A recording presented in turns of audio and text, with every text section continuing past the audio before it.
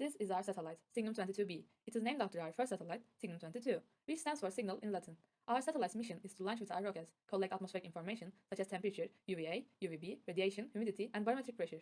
We are also planning to put a camera to document the process. To sum it up, we have two main goals. First, a successful takeoff and landing while reaching our desired altitude. Second, collecting atmospheric information correctly. Now I can take you to the details. We are competing at Pocket Cube 3P, so Signum 22B's exterior dimensions are 178 by 50 mm, and it weighs around 775 grams in total, including the electronics. We set up our satellite considering the optimum usage of electronics. You can see that there are triangular holes placed. They are there for electronics to receive accurate and optimum information being unaffected by the frame. We choose Aluminium 70-75 series. We had some necessities we considered them while making our decision. We can say sturdiness, accessibility, and heaviness were the most important factors for us. These series are known for the part they are playing at the airline industry and for their wide range of options, making them easily accessible and available. We use the nav card as the control card of our satellite. It is a development board specifically designed for educational purposes.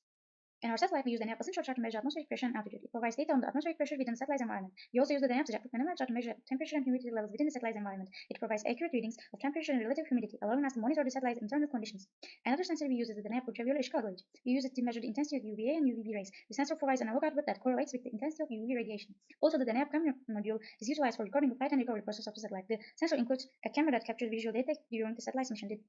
The dynamic GPS ve global konum belirleyici module is important to track the satellite's position during and after the recovery process. It combines signals from global positioning system and global navigation satellite system to determine accurate position information.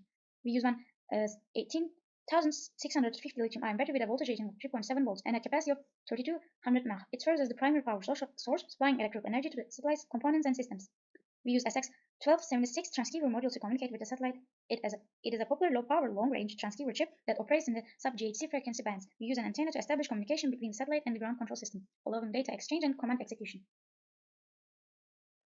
The timeline has been made out of consideration the competition master schedule. After the entry, our team began designing stage instantly.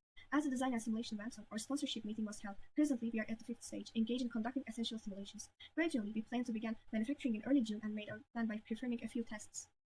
On this representative design, the cost of all components and the aluminum plate which is used as a frame, the total is approximately $92, yet we anticipate $200 due to backup components.